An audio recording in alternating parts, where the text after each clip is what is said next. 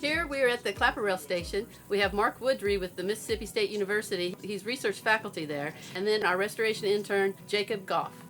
I'm a researcher out here at Grand Bay. I'm very interested in the bird life that occurs out here on the research reserve. And one of the groups that's really a specialty for out here, because we're an estuary and we have such an extensive tidal marsh, are these birds called secretive marsh birds. They tend to hide in the grass. They're very cryptic and they don't call very often. So we really don't know a whole lot about them or how many are out here or how they're important to the ecology of the estuary. Clapper rails are sort of this smallish bird that runs around in the marsh. One of their common names is actually marsh hen. They actually do look somewhat chicken-like. They're in the group of birds called the gallinaceous birds. The technical name is Galliformes, is their family name. Chickens are actually in that same bird family. So they have longish legs. They scoot around in the grass. They have a long sort of decurved bill that they actually use that bill to probe down into the marsh. And during the breeding season, during the spring and summer, they actually, about 95 to 98% of their diet is fiddler crabs. When they fly and sort of their rump is kind of hanging down, I mean, it looks like they're just really struggling to stay in the air. So they may fly 20, 30 yards at the most, but usually they kind of get tired after that. They are permanent residents here at our marshes. These birds, as best we know, do not migrate anywhere. They probably do make some local movements like between this marsh and marshes in Alabama, but their territory size is less than an acre in size during the breeding season. They don't move very much. We've been doing these surveys since 2005. We have 50 points scattered across the reserve, and we monitor those every year to try to understand how populations of clapper rails and other marsh birds change over time, but then also what habitats within the marsh do they prefer, if they have a preference at all.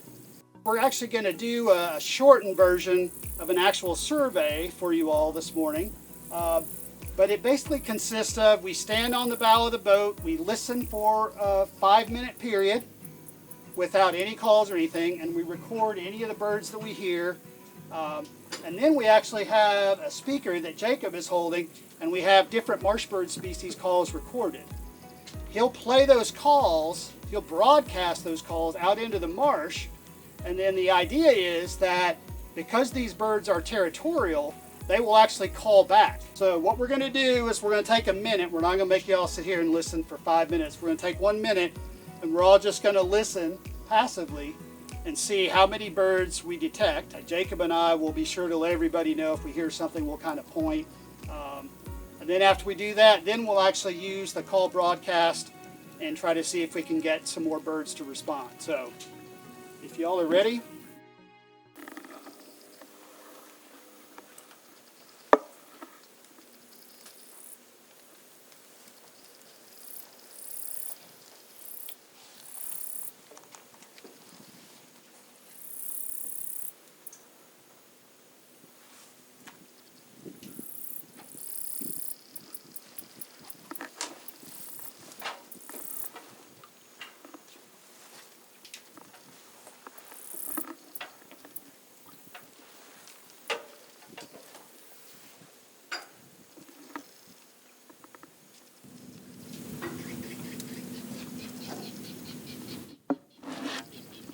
One clapper rail just called kind of back here behind us, probably 50 yards away or so.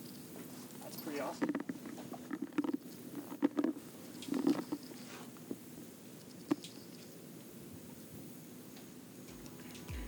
Okay, so that was a minute. So we had one individual in that 1 minute call. So what I'm going to do now is have Jacob is going to play a series of clapper rail calls. And then once he plays all those, then we'll actually start listening for a minute and see how many birds we pick up after that. Clapper rails have a couple of different sort of common calls they use. One is called a keck, where they just, and this is the first one you'll hear, they're just kind of like keck, keck, keck, keck. And that's just sort of like a contact note letting them know like where their mate is, stuff like that. Then you'll hear a call called a kekara. It's like kekara. And that's sort of a male sort of call of like, hey, I'm over here and kind of, stay out of my territory kind of thing. And then you'll hear a call called a kekbur. It's like kekbur, kekbur. That's a call that females actually give when they're ready to mate.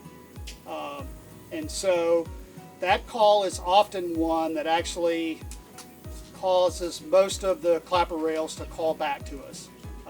So like I say, Jacob will play a series of those calls. We'll kind of just listen, and then hopefully we'll hear some more clapper rails than we did in the passive period. So.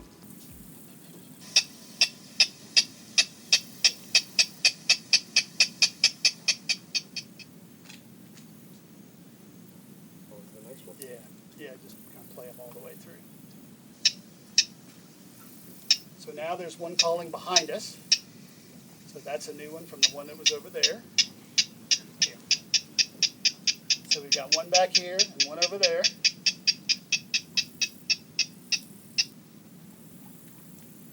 So those were the kek call. Those are the contact calls.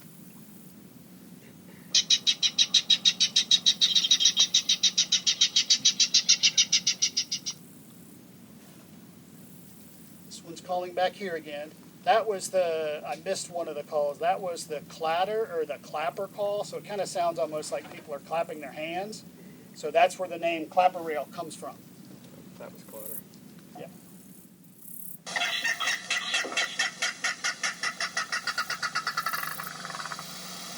And that's the kek hurrah call. That's like the male being a little agitated and sort of just letting everybody know he's not happy.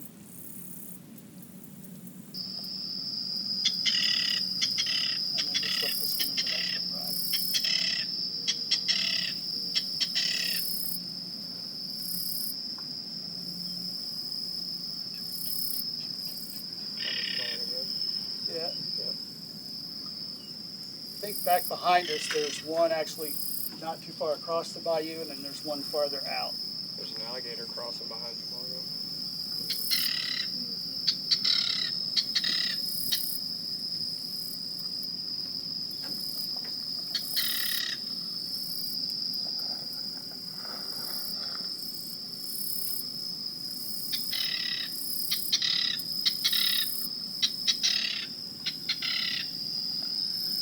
So that's the kek burr call.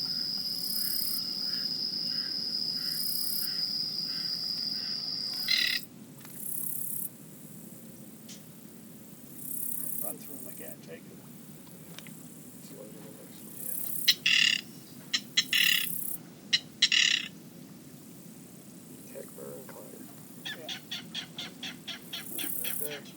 There's another one right across the way, so that's 4 so far versus the one that we had in the passive period.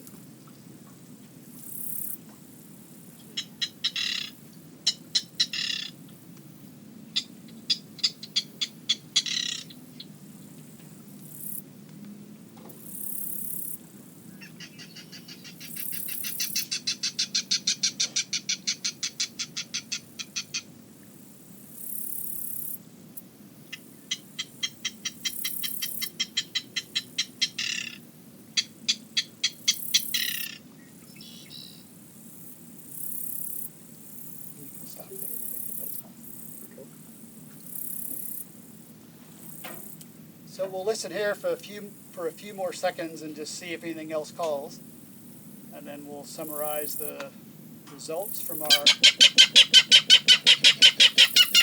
one calling from right here. Maybe 30 feet. Sorry, You're fine. You're fine.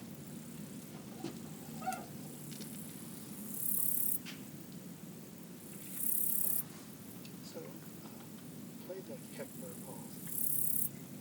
So that was 5 birds that we've had versus the one we had before. So obviously we would be underestimating the number of birds around. What we're going to do is we're going to play a couple of calls to try to get this bird to come out, to get a little bit closer. And I'll explain to you why this bird's coming closer here after we play a few calls.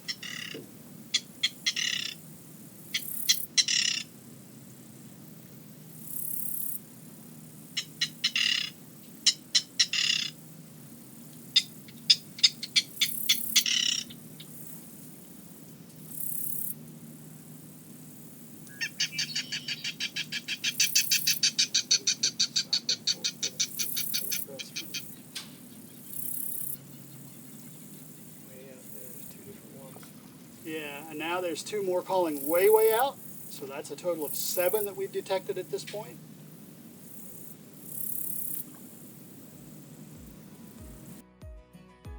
One of the ideas behind this call broadcast survey, and the reason that it works fairly well, is that these birds are territorial. And so by using these call broadcast surveys, a bird that may have a territory in this portion of the marsh actually hears this call broadcast and thinks that it's actually a competitor that's trying to move in on its territory. And so just like people start messing around on your yard or something like that, you're going to go just kind of ask, hey, what's going on? Why are you, in my yard, whatever. That's the same sort of thing that's going on here. Basically, these birds are moving in. You got to try to see where is that clapper rail and who is he and why are they here and, what are they up to? So that's the basic premise behind using this call broadcast. They're probably the size of a football. They're sort of brownish and reddish and gray. So if you look out into this marsh vegetation, you could see that the bird could literally be right in front of you, just like that one's calling literally probably 5 or 6 feet from me. And there's just no chance of seeing it. One, because the vegetation is so thick, but also because they're so cryptically colored. The other thing about clapper rails is it looks like you've all probably heard the phrase skinny as a rail. That phrase comes from these birds called clapper rails, king rails, and several other species of rails. And the reason they use that phrase is if you had a football in your hands and the ends of the football pointing away from you and your hands on the side, if you took and just squeezed the football in, and it would be really narrow, long and narrow, that's how clapper rail bodies are shaped. And that's more than likely an adaptation for making their way through all of this really thick marsh grass. They're very cryptically colored. Obviously they don't call a lot, but they will call if they're provoked or if they think there's an intruder in their territory. Clapper rails, like most birds, are territorial during the breeding season. Once we get to later in August into September, those territories tend to break down. The birds seem to spread out more evenly across the marsh. Typically, when we do these kind of surveys, we'll only get 1 or 2 individuals at the most during that passive period. But then when we start playing different marsh bird species calls, you should be able to hear that a lot more marsh birds will actually respond. And so that allows us to actually get a better estimate of how many marsh birds are actually out here. If we only use periods where we came out and just listened passively without any call broadcast, we would way underestimate the number of clapper rails out here. If we're trying to understand how these populations respond to things like non-point source pollution or hurricanes or fires that may happen in the marshes or something like that, we really want to have a better idea of what the population numbers are like. This is a standardized technique that's used across the entire country. Most of the techniques we use to study their movements are based on radio transmitters. These little transmitters that we put looks like a little backpack of monofilament line that we put on them, and then we can track their movements both by hand, and then we also have these automated recording systems. The problem is those transmitters, the batteries only last about 3 months. So if we put them on in March or April, by the end of the summer, those batteries are dead. The birds are much harder to catch once they're outside the breeding season because they don't respond to call playback as much. So there are some new technologies out there that we're probably in the next year or so going to be testing some new transmitters that are solar powered, so they should work indefinitely. They'll send a signal to a satellite, and then we just go to a website and we'll download those locations from a website. But it'll actually give us the location of that bird within 2 meters on the ground. It will tell us where that bird is. That's all we got. I appreciate it, and we'll see y'all around.